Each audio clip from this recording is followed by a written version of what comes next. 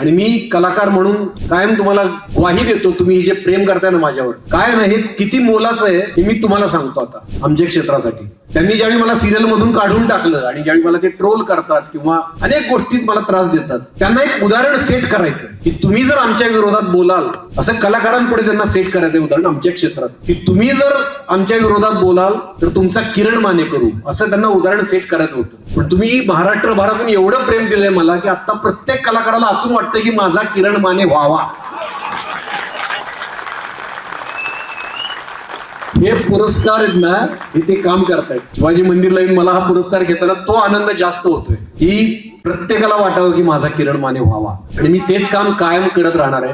आता एक जण माझे भाऊ तिथे येऊन बसले, मला म्हणाले की आम्हाला जे बोलावंसं वाटतं ते तुम्ही बोलता सोशल मीडियाच्या माध्यमातून, तुम्हीच मला म्हणालात. त्याच्याविषयी तुम्ही आभार मानू नका, मी तुमचाच आहे, तुमच्याच घरातला एक आहे आणि आपल्या सगळ्यांचा आवाज बनवायचा प्रयत्न करतोय. एक कलाकार आहे म्हणून जास्त लोक ओळखतात, त्याचा मी फायदा घेतोय, गैरफायदा घेत नाही, फायदा घेतोय.